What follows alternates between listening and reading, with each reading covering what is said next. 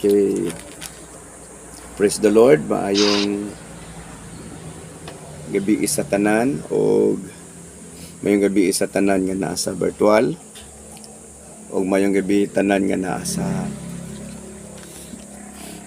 YouTube nga nag-subscribe ka nato. May the Lord bless you and keep you. Og salamat nga ang Ginoo naghatag ka nato og kadaugan every now and then. Naghatag mga pagsulay ang giingon sa Biblia. Daghantag mga pagsulay nga agian ingon ang Biblia, daghan kalisdanan ang agion sa mga matarong apan luwason ta sa Ginoo ni anang tanan. Totoo ba mo nga luwason ta sa Ginoo ni anang tanan? Amen. Amen. Okay, Biblihan na to atong Biblia. Apan sa dili pa kitang tanan, I will not die. Amen. I will live and declare the words of the Lord. Lord Jesus Christ, bless me indeed Bless me indeed, and enlarge enlarge my my property. I am blessed, I am anointed, highly favored, Lord. healthy and strong. Healthy and strong. Healthy and strong. Healthy and strong. Okay. Matthew chapter 13 verse 47 to 50. Matthew chapter 13 verse 47 to 50. Matthew chapter 13 verses 47 to 50. Ang gingarian sa langit sa usab sa baling nga gitaktak didto sa lanaw o nakakuha sa tanang matang sa isda. Inig kapuno na ni ini, bitaron kini sa mga mananagat. I-mute ninyo, mute mo tanan be, para dili mag-iko. Inig kapuno na ni ini, bitaron kini sa mga mananagat ngadto sa daplin sa lanaw ug manglingkod sila aron paghagpat sa isda. Ang mga maayong isda isulod nila sa ilang mga bukag ug ang walay pulos ilang isalibay. Mausab kini ang mahitabo sa katapusan sa kalibutan. Muani ang mga anghel ug laino nila ang mga daotan tao gikan sa mga maayo. Ug itambog nila ngadto sa hudno nga nagdilaab. Didto maghilak sila ug magkagot ang ilang mga ngipon. Father God, we thank you once again for your words and we thank you for the anointing of wisdom and understanding nga mag-aabot sa matag usa kanamo karong gabi una in Jesus name. Amen and amen. Kaya atong isgutan karon ang mapuslanong kinabuhi. Katang tanan, mapuslanong kinabuhi. Sa dihang gipadayag ni nga sambingay, gigamit sa Ginoo ang usa ka sitwasyon nga nakita ni Jesus kay si Jesus Christ. Mogamit siya mga illustrations nga unsay iyang nakita sa palibot og nakita ni Jesus Christ kining mga mangingisda. Therefore iya kining gihulagway sa sama sa gingharian sa Ginoo.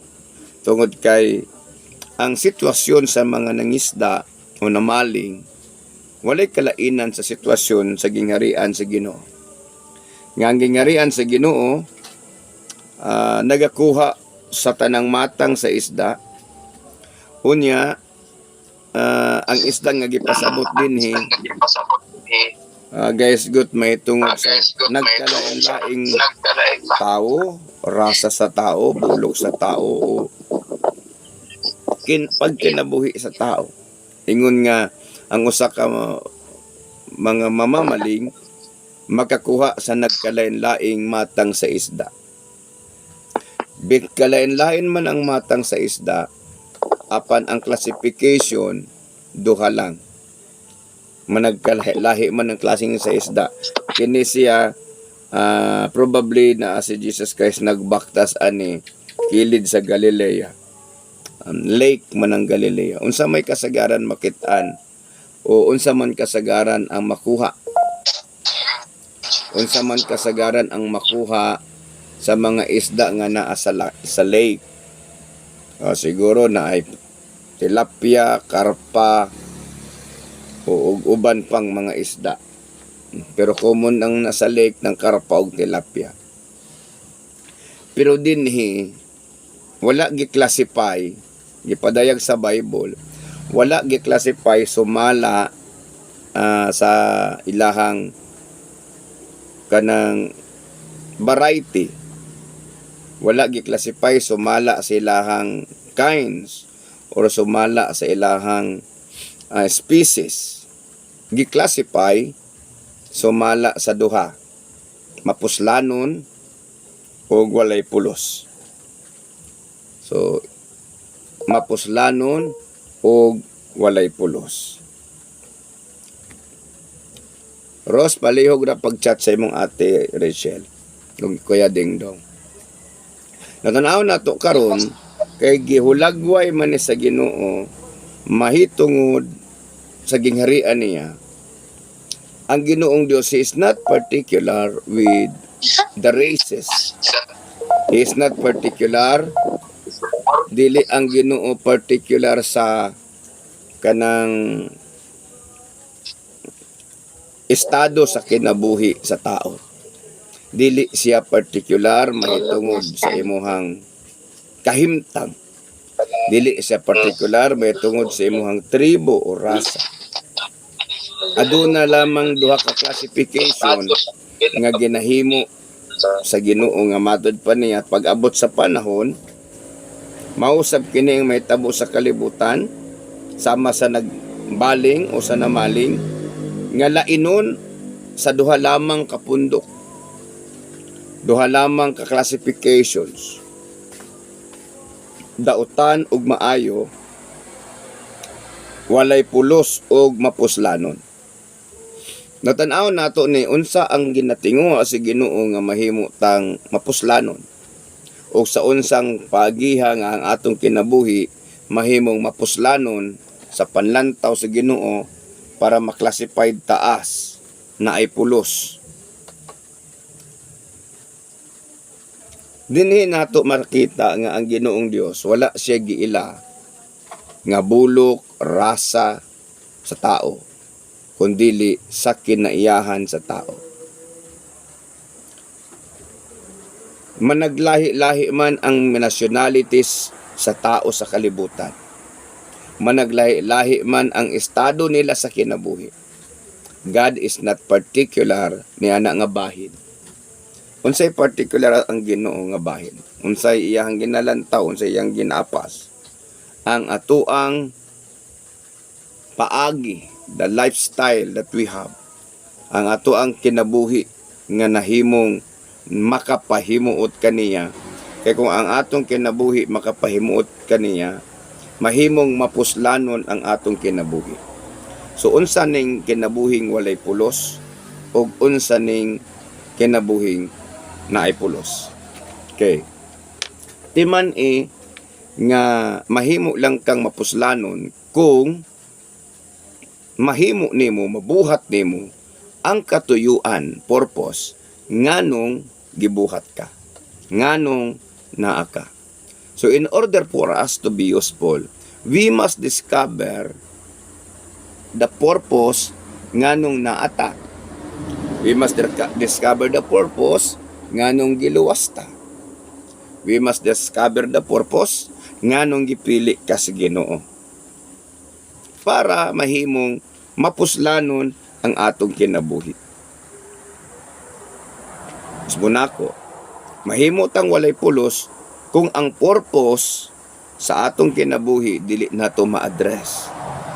Sa pangutan-on ta mo, kamo nga nasa YouTube, kamong tanan nga nasa virtual, unsa bay purpose sa Ginoo sa imong kinabuhi? Nasayran ba na nimo? Unsa bay purpose sa Ginoo sa imo? Nganong gipili ka, nganong giluwas ka, nganong gitawag ka?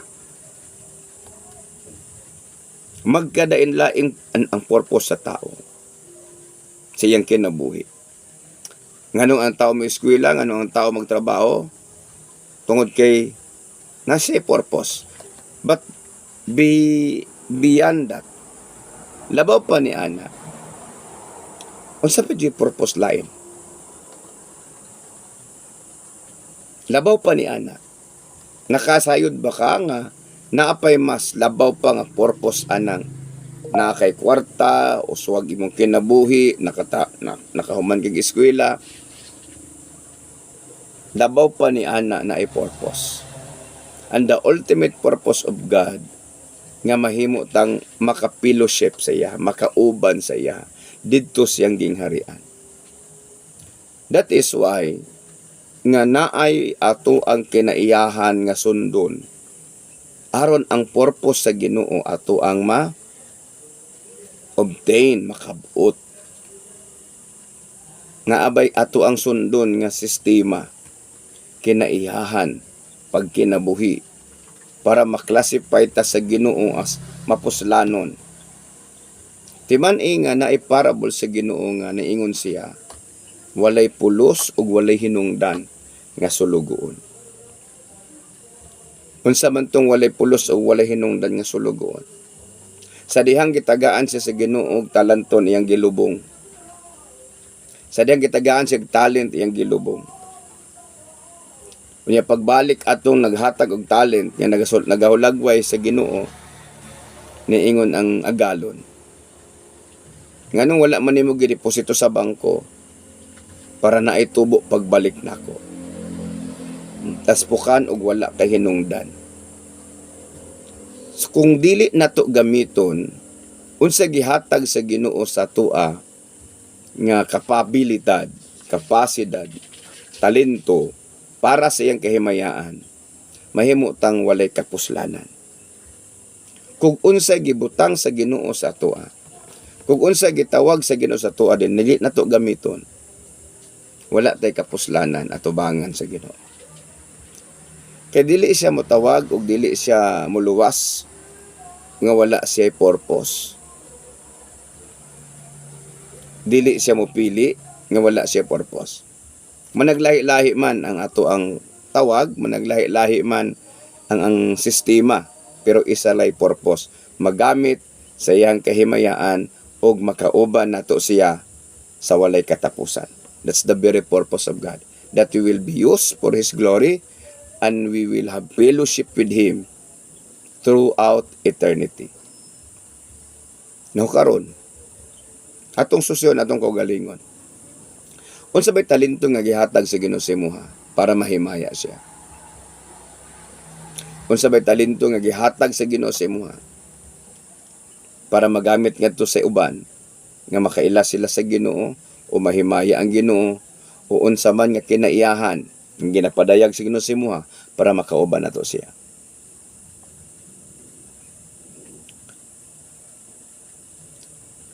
Susihon nato atong kaugalingon karon.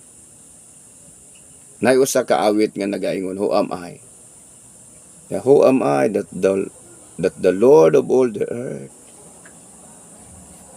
Kinsa man ko nga ang Ginoo sa tibuok kalibutan, ang Ginoo nga naghimo sa kalibutan, nga naghimo sa kawanangan,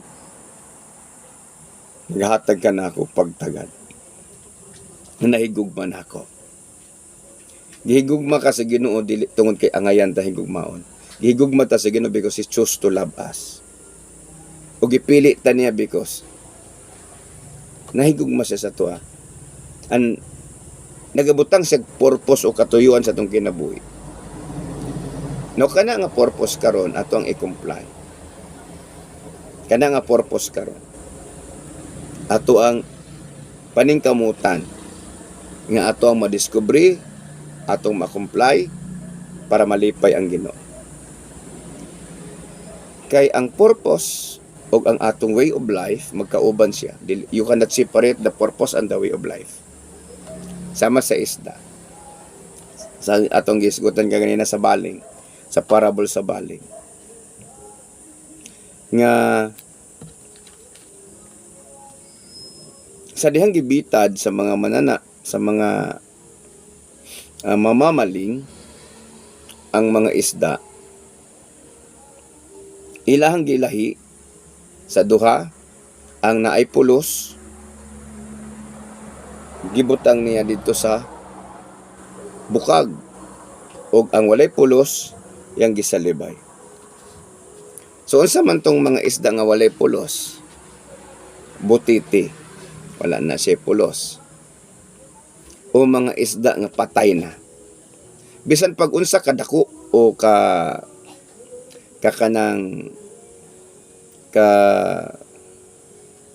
nindot anang isda kung patay na siya, baho na siya.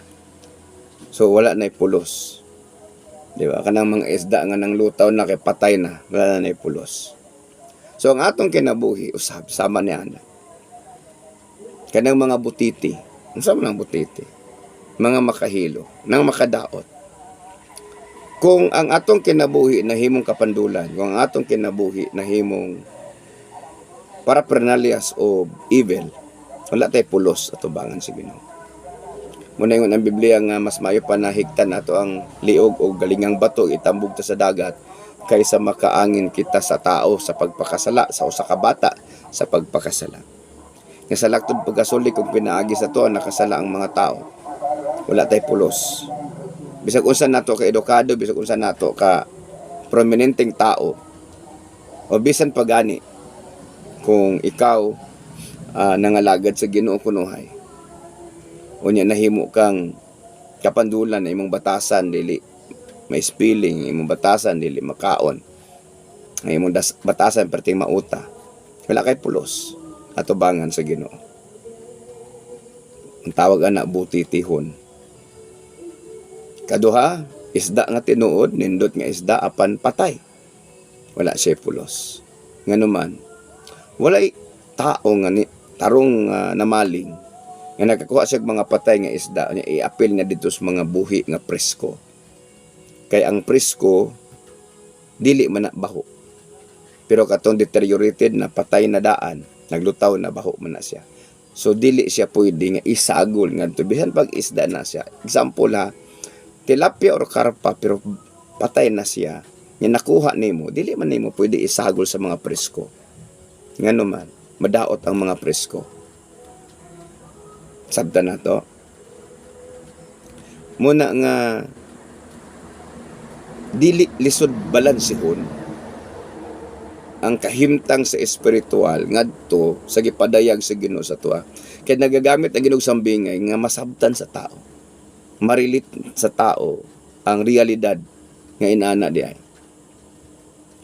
So ang ato ang paningkamutan nga mahitabo nga masabtan og madiskubrihan nato nga atong kinabuhi mapuslanon kitang tanan mapuslanon. So nako dili ta butiti o dili ta patay but pasabot makaangin, makahugaw, makadaot. So katong mga walay pulos isalibay sa kalayo, katong mapuslanon ihipos sa bukag ug dadon ngadto sa merkado naibili. Ang isda bisan unsa kadaghan anak kung patay na ng daan baho na siya wa na naibili way mo palit. Muna nga wala ang Ginoo gatan-aw sa unsa ka, dato ba, pobre ba ka, graduhan ba ka, wala kay grado. Wala ang ginatan-aw sa Ginoo sa tuwa. Duha lang, matarong ba tong kinabuhi ato bangan niya. Og ato abang gipagamit ang atong kaugalingon para siyang kahimayaan. Muna ingon ang Biblia, if you love me, keep my commandments. Nagkadaiya ang atong batasan nga ginaaway. Every now and then. Naatay pagpakig-away sa atong daang kinaiyahan, daang pagkatao. We keep on fighting for growing. We keep on fighting for changing. Aron ang purpose sa Ginoo madayag ug mahitabo sa atong kinabuhi. Di man ni wala tay pulos atubangan sa Ginoo. Kung mahimo tang kapandulan, wala tay pulos atubangan sa Ginoo kung dili ta magamit alang sa iyang kahimayaan. Duha lang ang atong tinguhaon. Dili ta mahimong kapandulan ug magamit ta. That is mapuslanon nga kinabuhi. So asa man tang dapit ta magamit. Wala kay abilidad. Dili ko mo to, discover your ability. Because God will never call a person without putting abilities. Kay bisan gani ang mga mananap na mga abilidad. Bisan ang mga insekto, gibutangan sila sa Ginoong abilidad. Ang damang na si abilidad, makaya ba nimo naghabi? Makaya ba nimo uproduce og lawa? Dili. Pero ang damang gitagaan sa Ginoo ni anak. So managkadaiyang abilidad sa tao, sa mananap, sa insekto ug uban pang kabuhatan sa Ginoo because naay purpose ang Ginoo silang kinabuhi. Naay purpose ang Ginoo sa imuha. Ing na imong kaugalingon, naay purpose ang Ginoo sa imo. Fulfill that purpose and discover that purpose. Dili pwede nga mo ingon ka wala kay pulos. Wala pa lang nimo na-discoveryhan. So unsay angin natong buhaton? Susihon nato, if we walk according to the purpose of the Lord, and do we walk according to the will of the Lord? Ang ato bang kinaiya, ang ato bang batasan, ni haom, ato bangan sa Ginoo. Hallelujah. Ang ato bang batasan, ni haom, ato bangan sa Ginoo. Kamo nga naa sa YouTube, nga nagasubaybay. Mahimon natong pangutana natong kaugalingon. Sa samang pangutana, kung inigbalik sa Ginoo, asa tapadong. Ug samtang naghulat ta sa Ginoo, sa imong gihimo, para mahimaya siya, para madayag siya. Maunay mapuslanon ni kinabuhi. Unsa imong gihimo samtang nagpaabot ka sa Ginoo. Unya tan-away mong kaugalingon, naglakaw ba ka sumala sa gipasubay sa Ginoo sa tuwa nga pamaagi sa pagkinabuhi. Ingon siya, do not love the world or anything that is in the world. Do not love the world. Do not love money. Be content. Unsa gihatag sa Ginoo sa imo. Yeah. Be content. Do not compare yourself to others. Dili man pwede nga ang martilyo makikumpara sa gabas. Dili man pwede ang gabas gamiton para pangdukdok ug dili pud pwede ang martilyo himuon pang cutting. So we have different purpose, different ability, different characteristic. Ang iyang tuyo maghatag og kahimayaan sa iyang pangalan. Amen. Hallelujah. Praise the Lord. Nasabtan na to. Munang dili ta paras og nawong. Dili ta parehas tanan og height. Yeah. Dili ta parehas tanan og color. Tungod kay naay purpose ang Ginoo anak. Dili ta pwede manundog sa color sa uban. Dili ta pwede manundog. Dili ta pwede mo mulakaw sumala sa kapasidad sa uban. Mahimo tang mga lagad sumala sa purpose sa Ginoo sa ato. Mahimo tang magpagamit sumala sa purpose sa Ginoo sa ato. Sayon lang man ang pag-ila o pagtanaw sabay tuyo sa Ginoo sa ato para makauban nato siya. Unsaon man nato nga makauban nato ang Ginoo. So atong tan-awon kinsa ang Dios?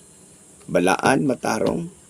So para mahimutang makauban sa Dios, kinahanglan pud ta magkinabuhi nga balaan ug matarong. Dili man ta balaan, dili man ta matarong, makasasala man tang dako. Nakahibalo ang Ginoo ana. Mo'y gihatag niya iyang pamaagi para atong sundon. Muna iyang gihatag ang iyang sistema para atong sundon. Muna ingon si Apostol Pablo, follow me as I follow Christ. Muna si Jesus Christ na naog para gihatag ang example on how to live a life according to the will and the purpose of the Father. Para mahimo natong example si Jesus. Gikan sa langit ni naog siya. Para mahimong modelo sa unsang pagkinabuhi nga makapahimuot sa Dios ug mahimong makauban nato ang Dios sa tibok natong kinabuhi. So unsay angan natong buhaton, susihon nato atong kaugalingon. Dili ang kaugalingon kinabuhi sa uban, ang atong kaugalingon. Amen. Amen. Amen. Ina imong katapad kung nakay katapad, apan kung wala kay katapad, imo lang kaugalingon. Ayaw kabisihi ang pagsusi sa kinabuhi sa uban. Kabisihi ang pagsusi sa imong kaugalingon. Amen. Amen. Kamo nga naa sa YouTube. Once again, na. Ayaw kabisihi ang kinabuhi sa uban. Ayaw kabisihi ang pagsusi sa kinabuhi sa uban. Kabisihi ang pagsusi sa imong kaugalingon. I hope nga namin nasabtan karong gabi. O let us pray. Father God, nagapasalamat ako Ginoong Dios sa kaayo imong gihatag kanamo. Salamat Lord sa tanang kaigsuonan nga ni akaron nagaminaw. Speak to their hearts, speak to us Lord God. Nang among kinabuhi mahimong mapuslanon diha kanimo. Teach us to live a useful life, a fruitful life. In Jesus' name. In Jesus' name. In Jesus' name. And I declare your blessing be upon us, Lord. Upon those who have subscribed this channel, bless them, protect them, heal them, kung naaman Ginoong sila gipang bati sa lawas. I declare your blessing upon them. Kung sa tanang member sa Ladder to Heaven all over the Philippines, sa tanang member sa virtual ministry, I release your strength, Lord, sa lahat, Panginoon, na humaharap ng mga pagsubok, mabibigat na pagsubok, walang mabigat sa iyo, Panginoon. Salamat, tulungan mo po kami na malampasan ang lahat ng pagsubok in the name of Jesus Christ. Thank you, Lord God. Thank you, Jesus. Thank you, Jesus. Lord, as I declare this blessing, bless them. Say amen when I declare this blessing to you.